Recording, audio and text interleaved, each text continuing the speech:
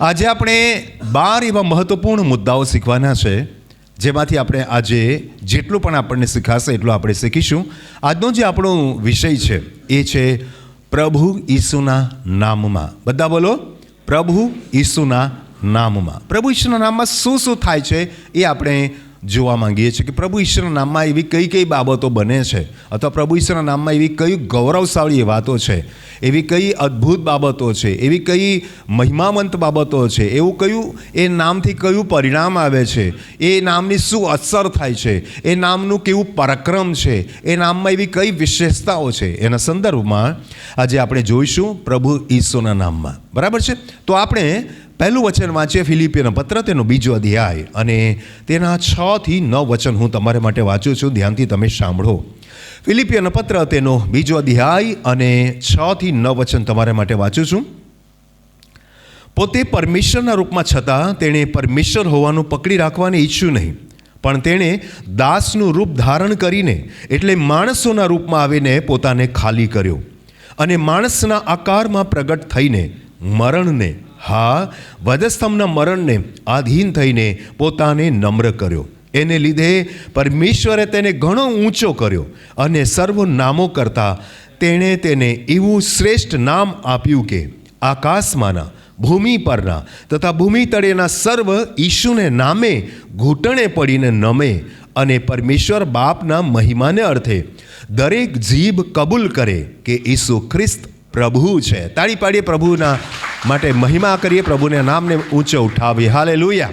આ જે વચનો છે પાઉલ પ્રેરિતે ફિલિપ્પીના લોકોને કહ્યું, અને ફિલિપ્પીના લોકોને એ સમજાવે છે કે કેવી રીતે પરમેશ્વર પોતે માણસના રૂપમાં દુનિયામાં આવ્યા, વધસ્તંભના મરણને, અસહ્ય દુઃખને એમણે સહન કર્યું, અને પોતાની જાતને ખાલી કરી દીધી, નમ્ર બનાવી દીધી, અને એ બાબતને લઈને પરમેશ્વર એને કેટલું ઊંચું સ્થાન આપ્યું. અને બધા જેટલા પણ નામો છે આ દુનિયામાં, નામનો મતલબ અસ્તિત્વ, નામનો મતલબ વ્યક્તિત્વ, નામનો મતલબ વ્યક્તિ, નામનો મતલબ કોઈક વિશેષ બાબત, એ બધા જ કરતાં સર્વશ્રેષ્ઠ નામ આપ્યું. હાલેલુયા. જનરલી આપણે નામનો અર્થ એવું કરીએ છીએ કે વ્યક્તિ, કોઈ એક માણસ, પણ નામનો અર્થ થાય એ જે વસ્તુ છે યા માણસ છે એની પહેચાન. ચાહે દુનિયાનું કોઈ પણ વસ્તુ યા વ્યક્તિ હોય, એનું પણ એક પહેચાન છે, એક આઈડેન્ટિટી છે, એક વિશેષતા છે, પણ એ બધા કરતાં આપણા પ્રભુ ઈશુનું નામ સર્વશ્રેષ્ઠ છે. હાલેલુયા. ઈશુ નામ તમામ નામો કરતાં શ્રેષ્ઠ નામ છે. હાલેલુયા. અને એના માટે આપણે અહીંયા એ શ્રેષ્ઠતાનું મહત્ત્વનું એક કારણ જોઈ ગયા કે ઈશ્વર હોવા છતાં, પરમેશ્વર હોવા છતાં એ મનુષ્યના રૂપમાં આવ્યા, વધસ્તંભના સ્વૈચ્છિક મરણને સહન કર્યું, મૃત્યુ પામ્યા, બલિદાન થયા, તમારા અને મારા માટે બલિદાન થઈ ગયા, પુનરુત્થાન પામ્યા, અને આકાશમાં ઉંચકી લેવામાં આવ્યા, પાછા આવવાના છે. આ પ્રક્રિયા જે એમના જીવનમાં થઈ છે, દુનિયાના કોઈ વસ્તુ યા વ્યક્તિમાં નથી થઈ. એટલે સર્વશ્રેષ્ઠ હોવાનો જે આપણે પરિણામ જે જોવા મળે છે, સર્વશ્રેષ્ઠ હોવાનું જે સાબિતી જોવા મળે છે, તે એમાં આપણને મળે છે. અને એટલા માટે લખ્યું છે કે આકાશમાંના, કેમ કે આકાશમાં મેં તમને બતાવ્યું સૂર્ય, ચંદ્ર, તારા, નક્ષત્ર, ત્યાં પણ કોઈક એવી વસ્તુઓ છે કે જે આખી દુનિયાને ઝગમગાહટ કરે છે, આખા દુનિયામાં જ્વાળો આપે છે. એ આકાશમાં ચાહે ગમે તેટલી મોટી વસ્તુઓ કેમ ન હોય, અને પૃથ્વી પર અને પૃથ્વીના તળે, પૃથ્વીના પેટાળમાં પણ કેટલી બધા ખનિજ તત્વો છે. ચાહે કંઈ પણ જેને આપણે નામથી ઓળખીએ છીએ, યા નામ આપીએ છીએ, પર્ટિક્યુલર કોઈ નામ આપીએ છીએ, યા કોઈ પણ એની ઓળખાણ આપીએ છીએ, બધું ચાહે આકાશમાં હોય, પૃથ્વીની ઉપર હોય, પૃથ્વીની તળે હોય, એ સગળા બધી જ બાબતમાં ઈશ્વરનું નામ સર્વશ્રેષ્ઠ નામ છે. અને એ નામને સામે સગરું ઘૂંટણે પડે છે. ઘૂંટણ એટલે આ ખાલી ઘૂંટણે પડવાનો અર્થ નથી થતો. ઘૂંટણે પડવાનો મતલબ થાય એ બધું જ પ્રભુ ઈશ્વરની આગળ વામણું સાબિત થાય છે, સાધારણ સાબિત થાય છે, સામાન્ય સાબિત થાય છે. હાલેલુયા. સૂર્ય કંઈ ઘૂંટણે નથી પડવાનું, ચંદ્ર કંઈ ઘૂંટણે નથી પડવાનું, નક્ષત્ર કંઈ ઘૂંટણે નથી પડવાના, દરિયો કંઈ ઘૂંટણે નથી પડવાનો. પણ કહેવાનો મતલબ એમની ક્ષમતાઓ એ પ્રભુ ઈશ્વરના નામની આગળ નાની ને સીમિત છે. હાલેલુયા. એક રાજા હોય ને બીજો રાજા હોય, લડાઈ ચાલતી હોય, અને જે રાજા હારી જાય ને તો એવો નિયમ હોય કે એ જે હારેલો રાજા હોય ને એ જીતેલા રાજાની સામે ઘૂંટણે પડે કે ભાઈ હું આઈ એમ સરેન્ડરિંગ, હું તમારી આગળ શરણ સ્વીકારું છું, તમારા ઉપર મારાથી વિજય નહીં મેળવાય, તમે તો મારા કરતાં મહાન છો, શક્તિશાળી છો, બળવાન છો, તમારી આગળ હવે મારાથી જીત સંભવ નથી, એટલે કે હું સરેન્ડર કરું છું. એ જે દુનિયાની હરેક, સંસારની, બ્રહ્માંડની હરેક વસ્તુ અને વ્યક્તિ પ્રભુ ઈશ્વરના નામની આગળ સરેન્ડર કરી દે છે, ઘૂંટણે પડી જાય છે, અમારું ગજું નથી, એ નામની વાત આજે આપણે કરવાના છે. હાલેલુયા. એફેસિયન પત્ર તેનો 1 અધ્યાય 19-21 વચન વાંચીએ. લખ્યું છે, અને તેની મહાન શક્તિના સામર્થ્ય પ્રમાણે આ પણ વિશ્વાસ કરનારાઓમાં તેની શક્તિનું મહત્વ શું છે તે તમે જાણો. હું તમારી આગળ ધર્મ સેવક તરીકે એક વાતની સાબિતી આપવા માંગુ છું કે ઈસુનું નામની જે શક્તિ છે ને, એ મહાન શક્તિનું વર્ણન હું તમારી આગળ કરવા માંગુ છું. હાલેલુયા. અને એ ઈસુના નામની મહિમા, એ ઈશ્વરના નામનું ગૌરવ, એ ઈશ્વરના નામની અપરંપાર શક્તિઓનું વર્ણન હું તમારી આગળ કરવા માંગુ છું. અને તમારે જાણવું પડશે. અને શું કહે છે વચન? તેણે તે સામર્થ્ય ખ્રિસ્તમાં દેખાડીને તેને મોયેલામાંથી ઉઠાડ્યો અને સર્વ રાજ્ય, સત્તા, અધિકાર, પરાક્રમ, ધણીપણું અને કેવળ આ કાળમાંનું નહીં પણ ભવિષ્ય કાળમાંનું દરેક નામ, ચાહે કોઈ પણ નામ હોય, દરેક કોઈ પણ વ્યક્તિ હોય, વસ્તુ હોય, દરેક નામ જે હોય એ સર્વ કરતાં ઊંચો કરીને પોતાની જમણી ગમ સ્વર્ગીય સ્થાનોમાં તેને બેસાડ્યો છે. વળી સગળાને તેણે પગવો તળે રાખ્યા છે. એટલે કે એ બધા જ એની નીચે છે. સર્વશ્રેષ્ઠ પ્રભુ ઈસુ છે ને, એટલે કહે છે, અને તેને સર્વ પર મંડળીના શિર તરીકે, he is the head of the head. બધા અધિપતિઓનો પણ અધિપતિ હેડ છે, મુખ્ય છે, પ્રમુખ છે. તાળી પાડીએ આપણે. હાલેલુયા. અને સર્વ પર મંડળીના શિર તરીકે નિર્માણ કર્યો છે. એટલે કે શિરનો મતલબ થાય શ્રેષ્ઠ, શિરનો મતલબ થાય ઊંચામાં ઊંચો, હાઈએસ્ટ જેને કહેવાય. આપણા પ્રભુ ઈસુનું નામ સર્વથી ઉપર છે, સર્વ કરતાં ઉપર, શિર સમાન, હેડ સમાન મહિમાવંત અને ગૌરવશાળી નામ છે. એ નામના હું 12 મહત્ત્વના કારણો બતાવીશ કે 12 એવા કારણો, એ નામથી 12 એવા પ્રભાવો પડે છે, એ નામથી 12 એવી બાબતો બને છે, એ નામથી 12 એવી ઘટનાઓ ઘટે છે જે અલૌકિક છે. હાલેલુયા. તો આપણે એ નામ જોવા પહેલાં જે એક વચન વાંચીએ, એ નામની મહિમા સમજવા પહેલાં જે એક વચન વાંચીએ. પ્રેરિતોના કૃત્યો 4 અધ્યાય 12મું વચન. બીજા કોઈથી તારણ નથી, કેમ કે જેથી આપણું તારણ થાય એવું બીજું કોઈ નામ આકાશ તળે માણસોમાં આપેલું નથી. હાલેલુયા. વચનના માટે તાળી પાડીએ, પ્રભુને મહિમા આપીએ. બીજું કોઈ નામ નથી. જો બીજું કોઈ નામ હોત તો આપણે બીજા કોઈ નામની પણ ચર્ચા કરતે કે ભાઈ આ એક નામ છે, બીજું એક નામ છે, ત્રીજું એક નામ છે. પણ હવે મારી પાસે કોઈ ઓપ્શન નથી. I have no option. મારી પાસે માત્ર એક જ નામ છે. બોલો કયું નામ? ઈસુ નામ. બધા બોલો, ઈસુ નામ. અને ઈસુ નામ જ છે મારી પાસે કે જેનું આજે હું તમારી આગળ વર્ણન કરવા માગું છું. એ નામની મહિમા ગાન કરવા માગું છું. એ નામની પરાક્રમી બાબતો કહેવા માગું છું. એ નામની અસર કહેવા માગું છું. કેટલી અદ્ભુત અસર, એનું શું પરિણામ આવે છે. નામમાં જ કેટલી વિશેષતા છે. તો બીજું કોઈ નામ નથી, એટલે મારી પાસે ઓપ્શન જ નથી કે હું તમને બીજા નામની પણ મહિમા ગાન કરી બતાવું. છે સૃષ્ટિની અંદર, યુનિવર્સની અંદર એક જ નામ છે. એ નામ છે ઈસુ નામ. તાળી પાડી ઈસુ નામને માટે. 12 એવી મહત્વપૂર્ણ બાબતો છે કે જે પ્રભુ ઈશ્વરના નામમાં એ બાબતો બને છે. પણ એની પહેલી બાબત હું તમારી આગળ કહેવા માંગુ છું. નવા કાળથી આપણે શરૂઆત કરીએ. પહેલું કારણ જોઈએ, પહેલી અસર જોઈએ, પહેલું પરાક્રમ જોઈએ, નામની કેટલી અદ્ભુત બાબતો છે તે જોઈએ. નામ વિશે હું તમને કહેવા માંગીશ કે કોઈ પણ વ્યક્તિ જન્મે ત્યારે એનું નામ મૂકવામાં આવે છે. નામની અંદર અર્થ રહેલા હોય છે. અને કોઈ પણ માતા પિતા યા સ્વજનો જ્યારે નવજાત બાળકનું નામ મૂકે છે તો એના વિશે એક પરિકલ્પના કરે છે, એના વિશે એક વિચાર કરે છે કે મારો દીકરો યા મારી દીકરી, યા આપણે કોઈક સગાનું નામ મૂકતા હોઈએ તો ભાઈ આ ફલાણાનો દીકરો યા દીકરીનું હું આ નામ મૂકીશ. તો એ નામની અંદર ઘણા બધા બાબતો હોય છે. કોઈક ધાર્મિક નામ હોય છે, કોઈક સામાજિક નામ હોય છે, કોઈ ભાવનાત્મક નામ હોય છે. દાખલા તરીકે ભાવના કોઈ છોકરીનું નામ હોય તો એ ભાવનાત્મક નામ છે, હે ને. કોઈનું નામ ખુશી હોય તો એ ભાવનાત્મક નામ છે. તો ઘણા બધા નામ હોય છે. કેટલાક બધા લોકોના નામ એવા પણ હોય છે જેનો કોઈ અર્થ નથી થતો, પણ એ નામ તમને બોલવામાં થોડું મીઠું મધુરું લાગે. અને પછી આપણે એનો અર્થ પૂછીએ કે ભાઈ આ તમારા છોકરા યા છોકરીના નામના અર્થ શું છે? એ તો ખબર નથી, પણ આમ બહુ સારું લાગે છે એટલે રાખ્યું. કેટલાક નામોમાં અર્થ પણ નથી હોતા, પણ સારું લાગે. તો નામ માટે બહુ બધી બાબતો છે, પણ આપણે પહેલી વાત જોઈએ. લૂકની લખેલી સુવાર્તા 1 અધ્યાય 30થી આગળ વચન વાંચું છું. દૂતે તેને કહ્યું કે હે મરિયમ બીમાં, કેમ કે તું પરમેશ્વરથી કૃપા પામેલી છે.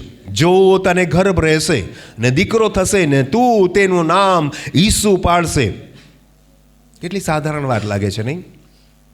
એ દૂત આવ્યો, એ કુંવારી કન્યાને મળ્યો અને કીધું, હે કૃપા પામેલી, તું સુખી રહે, પ્રભુ તારી સાથે છે. અને પછી કીધું કે તને ગર્ભ રહેશે ને તને દીકરો થશે ને તેનું નામ તું ઈસુ પાડજે. આપણને સાંભળવામાં બહુ સરળ લાગે છે, સાધારણ લાગે છે, પણ આ એટલું આસાન નથી. એક દૂત કોઈ વ્યક્તિની સામે આવે એ એટલું આસાન નહોતું. એ જમાનો એવો હતો, વાલા ભાઈ બહેન, હું તમને ખાસ કહેવા માગું છું બાઇબલ પ્રમાણે, કે માલાખીથી લઈને માથી સુધી, એટલે કે યોહાન સુધી કશું જ થયું નહોતું. કોઈ આધ્યાત્મિક હલચલ થઈ નહોતી, કોઈ વાણી હતી નહીં, કોઈ પ્રબોધ હતો નહીં, કોઈ આત્માની વાતો નહીં હતી.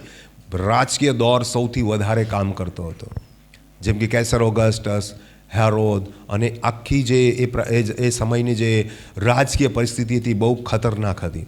હેરોદ રાજા પોતે પણ એક ખંડ્યો રાજા હતો, એટલે કે માહોલ જામ્યો હતો, રાજકીય રીતે ભયંકર પરિસ્થિતિ હતી દુનિયાની અંદર.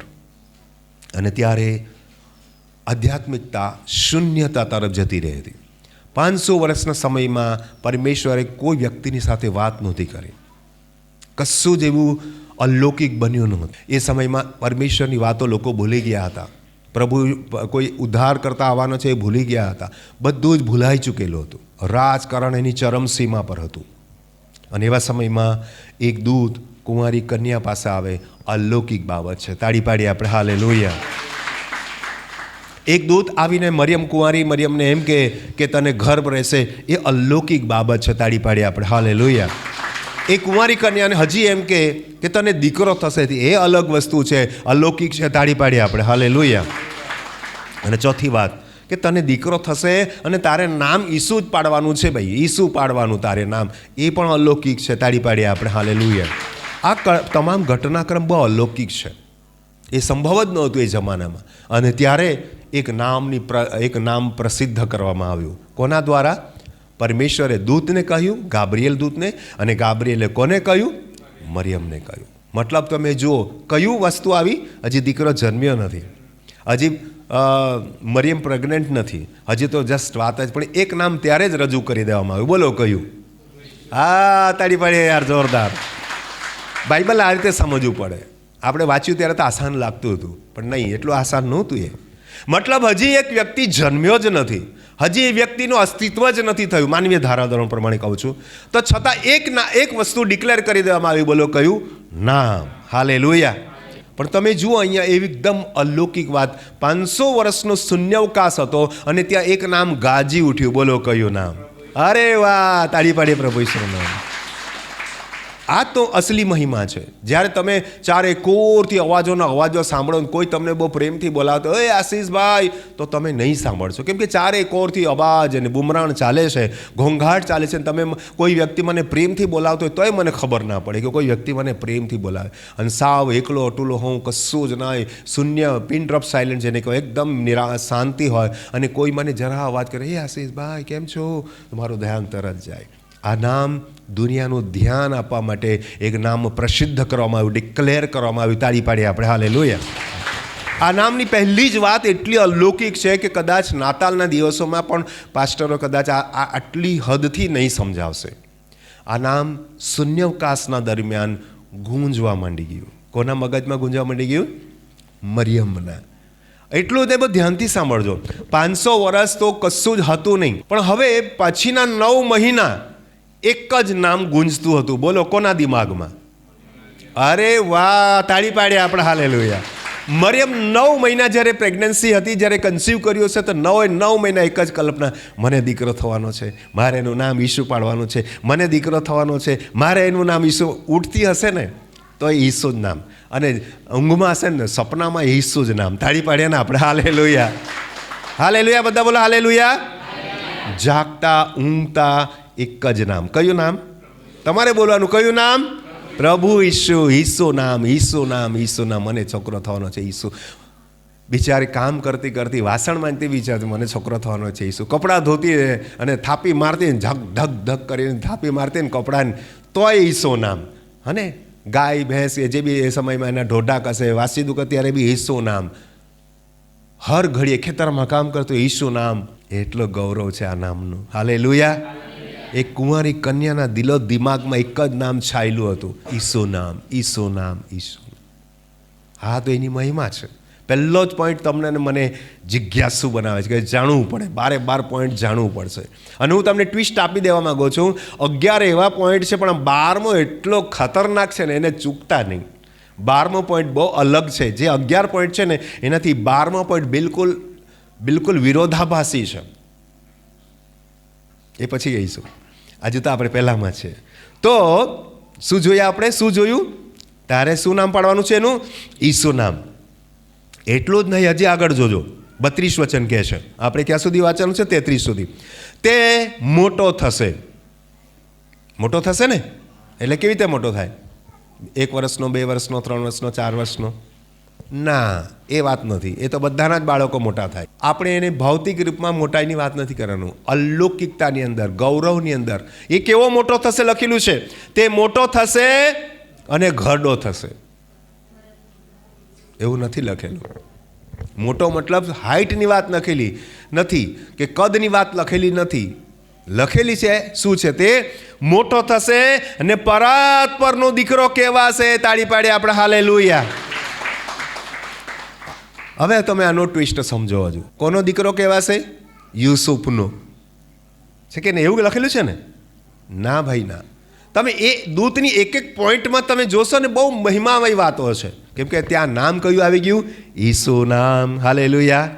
એ જ્યાં નામ આવી જાય છે ને, ત્યાં જબરજસ્ત કામ થાય છે. એ મોટો થશે એટલે કે પરાક્રમી બનશે, એક મહાન વ્યક્તિ બનશે, એમ કહેવા માંગે છે. બીજું કોનો દીકરો કહેવાશે? મરિયમનો દીકરો કહેવાશે, યુસુફનો દીકરો કહેવાશે. એના દાદાનું નામ હશે તો આની દીકરીનો દીકરો કહેવાશે. આના દાદાનું નામ હશે તો આના દીકરાનો દીકરો કહેવાય. એવું કહેવાશે? ના, એવું લખ્યું જ નથી. લખ્યું છે પરમેશ્વર પરાત્પર, જે સર્વશ્રેષ્ઠ છે ને. પરાત્પર એટલે ઉપરનો પણ ઉપર, પરાત્પર ઉપરનો પણ ઉપર, સર્વશ્રેષ્ઠ. જે સર્વશ્રેષ્ઠ છે એનો છોકરો કેવો હોય? સર્વશ્રેષ્ઠ જ હોય. તાળી પાડી આપણે હાલેલુયા. એનો છોકરો બી એવો જ હોય. તો નામ કેવું છે એનું? પરાત્પર, અદ્ભુત, અનંત, અજાયબ. તાળી પાડી ઈશ્વર નામને માટે. આગળ જોઈએ. તે મોટો થશે એટલે કે પરાક્રમી થશે, મહિમાવંત થશે ને પરાત્પરનો દીકરો કહેવાશે. અને પરમેશ્વર પ્રભુ તેને તેના પિતા દાઉદનો રાજ્યસન આપશે. તે યાકૂબના ઘર પર સર્વકાળ. કેટલું? આપણા ભારતમાં 5 વર્ષની સત્તા ચાલે છે. કોઈ પણ પાર્ટી હોય, પછી ચૂંટણી થાય અને પછી 5 વર્ષ જો જનતા જનાર્દન મત આપે તો, નહીં તો ભાઈ ગિલ્લી ઉડી જાય. પણ અહીંયા એવું નથી. તેનું સર્વકાળ તે રાજ કરશે ને તેના રાજ્યનો અંત આવશે નહીં. નામ બોલો, નામ બોલો. તો હવે એવું બોલો, ઈસુના રાજ્યનો અંત આવશે નહીં. તાળી પાડીએ આપણે હાલેલુયા. તો હવે કોઈ જે વ્યક્તિનો અંત, જે વ્યક્તિ પોતે અંત નથી થવાનું, જે વ્યક્તિનું રાજ્ય અંત નથી થવાનું, તો એના નામનો અંત થવાનો? એ પણ નહીં થવાનું. કેવું નામ થઈ ગયું? સદાકાલિક નામ થઈ ગયું. તાળી પાડીએ આપણે હાલેલુયા. તો આ પહેલા પોઈન્ટમાં આપણે શીખીએ છીએ કે ઈસુનું નામ કેવું છે? સદાકાલિક. Jesus name is eternal. બધા બોલો, ઈસુનું નામ અનંતકાળિક છે. બોલો, ઈસુનું નામ સનાતન છે. ઈસુનું નામ સદાકાળ, અનંતકાળિક યા અમર છે. મારને તમારું નામ 60, 70, 80 વર્ષમાં મરણના દાખલામાં, જન્મના દાખલાથી લઈને મરણના દાખલા સુધી જ ચાલે, પછી કોઈ નામ નહીં લે. તો અહીંયા પહેલો મુદ્દો આપણે સમાપ્ત કરીએ છીએ. બીજા મુદ્દામાં જઈએ આપણે.